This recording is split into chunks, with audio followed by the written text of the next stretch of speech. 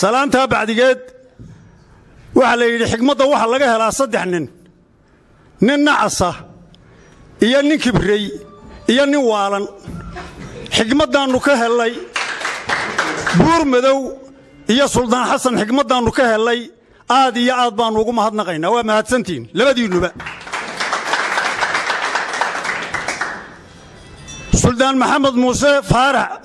faarax dayr hadalka uu yidhi annagu wakiilnagaga ahaa haddii aannu nahay beelaha garxajis annagu wakiilnagaga ahaa aad iyo aad buu ugu mahadsan yahay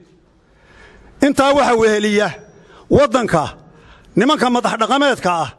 ee magacii Soomaaliland u bixiyay jeegaanta waxaannu leenahay aad baa u mahadsantiin waxaa noo sheegteen sirqa filayd baa si wanaagsan xuubka uga qaadeen anugu 3 nin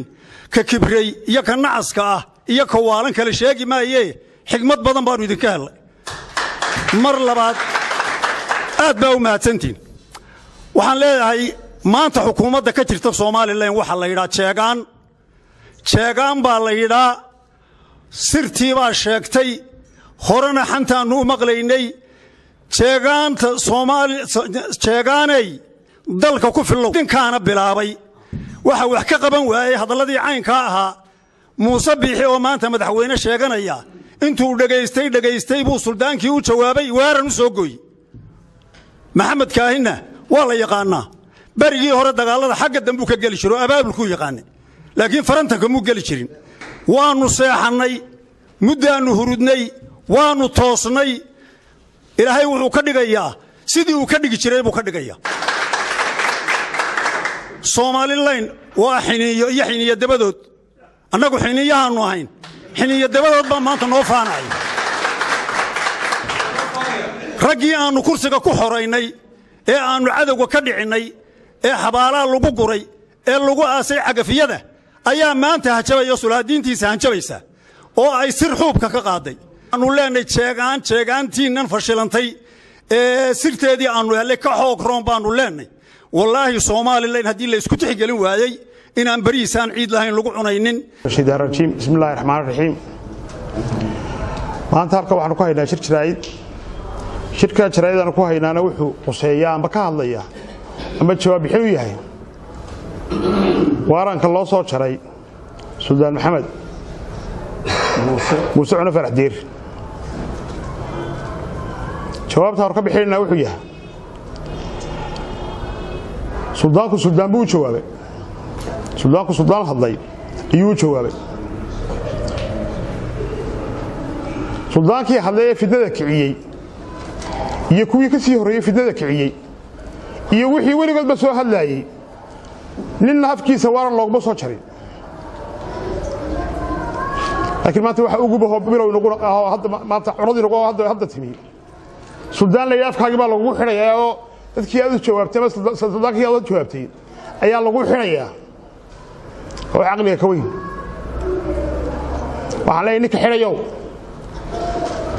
walaa in yar lagama aamusnayn ama in yar laguma eegayni eegmadii aamuskii uu dhamaaday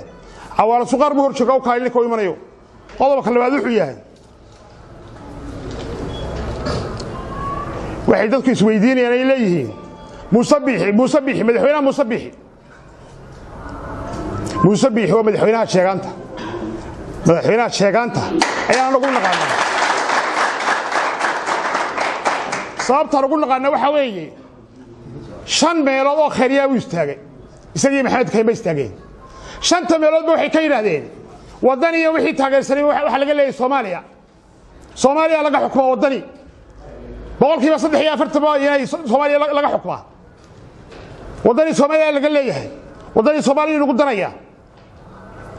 muuse ku lahaa shalay wadani weeye Soomaaliya lagu daraya maanta sidoo wixii lagu noqon karaya ma isweydiin taasoo muuse halka tiri tii xaal ka bixi waxta Soomaaliya bitay Soomaaliland batay hada doorashada bixirano noqoto laakiin qasab ku islaamna قصوا كويس لامنو والله ينقتي بني إذا كان وحنا لي محمد كاهنو كل يوم 9 بقول يلا بيه 9 شكي تقال كذا بعد كذا دوت قرنيسه 1929 kaad berbera ka ridood garanaysa 1929 kaad cirgaaba ka ridood garanaysa 1994 kaad hargeysa ka ridood garanaysa 1995 kaad burca ka ridda lagu bariye lagu lama taaqixin aan lahayn loo saacado daqada xidha suuqad garanaysa amaanka Soomaaliland inta wad ku socdaa amaanka Soomaaliland inta wad ku soo ciyaaraysa maanta hala laga dhigo shirka amaanka baad suuqa wata sadwa amaanka inta ku soo tumanaysay ee inta lagu dul qaadanayay ee inta lagu eegayay maanta laga dhigo shirka amaanka baad suuqa hada fariye suuqadu waxaan inta ku darayaa waan raacinayaa baro hore waxa la yiri amara ku heesa dagaalka ka dhacay doonad yahow ninkii doonta iska daafaco jawaab celintii waa maanta dagaalka ka dhacay maxay ahayd meesh magaceedii tukara ka dhacay ninkii doonta iska daafacdi ninkii doonta iska daafaco Somaliland duqaadka Ismaaciil Sheikh Isxaaq bay ku taagantay teelana looma dhigin inay baabaadayeen burburto waa loogu talagalay anagana duqaadka baatu naga dhamaaday waxay ku duwaysay deegin hadii ay ka dhigo anagana maatu naga dhamaaday mar hadda tir saadiintii soo xidhay bal halkay ku dambayso iyo ninkay dambarsato hal wada joogo oo isugu soo sheeray waxa maanta dalka ka taagan ee rag samaynayo ee aanu ku eega kari laanahay yaanu halkan u nimi waxa la leeyahay baa yimaka la gaaray ninkii suuq yiraahdo hadla yiraahdo war ka daay halka arinku ma aha in la yiraahdo waa xiranta waaran loo soo gooyo waa ku sugaynay inta naama aamusayna ama xishoonay sidii uu sheegay labadii oday iga horeeyay yaa arrinka dhameeyay sida ay yiraahdeen baanu ku raacsanay kulana soconnaa mid yar iyo mid weyn ba diyaar baanu arrinka ugu nahay tan uu hadalkii badin maayo waxaan hadalka ku soo goynayaa aan leenahay ninka hadlay ninka la hadlay ee hadalkiisii daba raacay ee waaranka loo soo gooyay ninka waaranka loo soo gooyay muu oran maxaa ka dambaynaya maxaa ka horeeyay muu oran ha waanu ku eegnaa anaga meesha ku eegnaa anaga oo hareeraha ka taagan yuu waxa sameynaya ragga waxa sameynaya waraaqa googoynaya waanu la joognaa war kama ogolin inuu soldaamayada inama yaryar inta loo soo diro la xidho bal waxa ka dambeeya aan eegno waxaan hadalkii ku soo goynaa leeyahay ma ogolin maanta wax badan baanu aamusay wax badan baanu xishoonayn wax badan baanu wax ilaalinayn wixii aanu ilaalinaynay waxay noqdeen malab ma noqon dacar bay ku noqdeen raggii aanu ilaalinaynay halkan waxaanu isugu nimi dareen aanu ku muujinayno Suldaan Maxamed Muuse Cune jawaabtii uu ka bixiyay hadalkii Suldaan Xasan Suldaan Cabdilaahi jawaabta uu Suldaan Maxamed Muuse Cune ka bixiyay annagu nugu matala annagu Suldaan noo yahay waana ku taageersanay ninka yidhi maanta hala soo xidho ee afar xiniyoodli taa ha yimaado ay arki weydeen waa joogi weydeen khamaar kasto aad soo dhigteena faa'iidadeedii waxba idin kordhi waayay anu example kan idin hayaa nin waalan baan idinku matalaya 7 dagaal baad rideeno sokeeye war miyadan xisaabinay qof khasaariye faa'iido uu xisaabiyaa wuxuu soo baxay miyadan xisaabinba waxa la yidhi ninka waalane marka la daweeyay uu dawada muddo qaato marka la tijaabinay inuu ladnaaday fursad dolasho la yiraahdaami dadninkan dawadii waxba u tarin uu ku wadaa una xagga kale ka baxaan ka soo miirsadina wuxuu dhawarde bahashana ay tiraahdeen dhaami way dalooshaa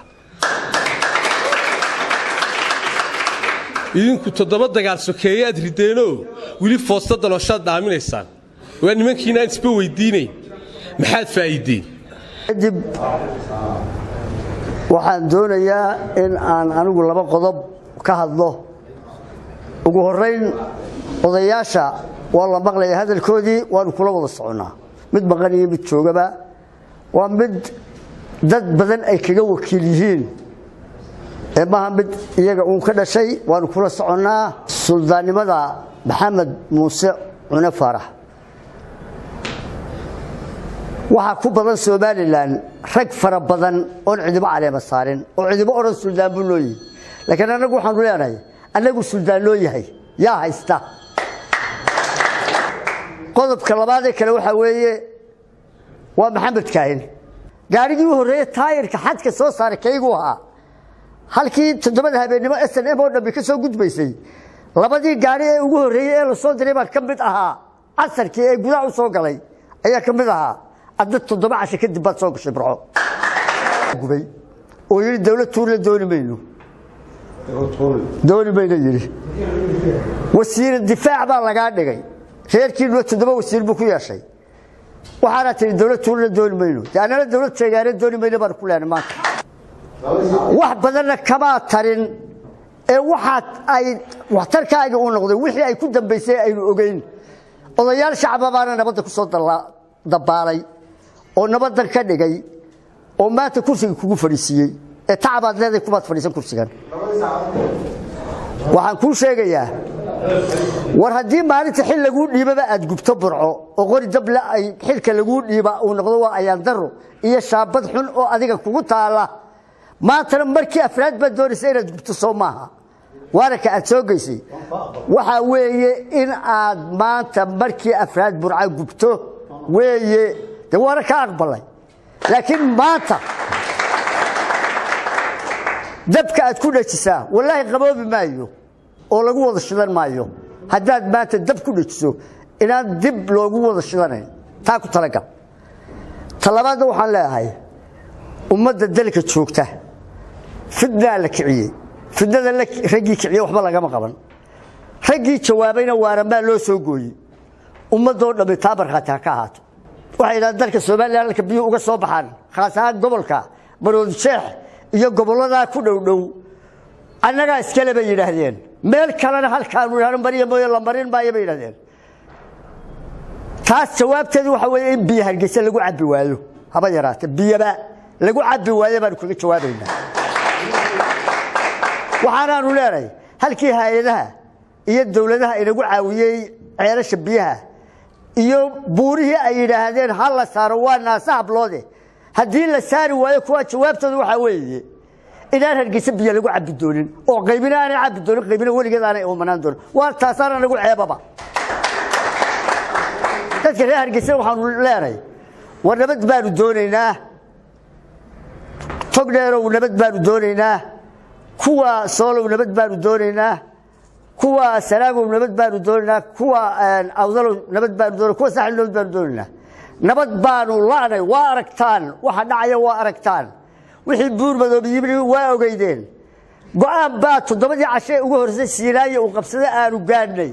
yaani ka sagaashay jirka juuq loo oray yaa la caaridin halaala shaqeeyo tii waxay noo dhashay yoobkii ugu dambeeyay uu ka degayay war way baqarayaan waa laga baqarayay idinku faraha baruura ku sidataan baruurihii waxa iska tuuray ninka la yiraahdo Suldaan Xasan ayaa tuuray bal wuxuu ka dhaxlaabay inuu isagu eegayna dagaalka waxa bilaabay nimanka lagu yiraahdo Suldaan Xasan iyo Suldaan Buurmadow ayaa dagaalka bilaabay markay bilaabeen ninka Muuse Biixi la yiraahdo ee madaxweynaha sheeganaya iyo wasiirka arrimaha gudaha 20 sanadood waxay meerinayeen inay hubka iyo madaxtinimada ay gacanta ku dhigaan inta markay meerinayaan inta maanta ay gacanta ku hayaan maanta ayaanu dagaal ka xumaanin ilaa harti ilaa gadabiirsi ilaa iyo garxaajis inta wax ku qaadaan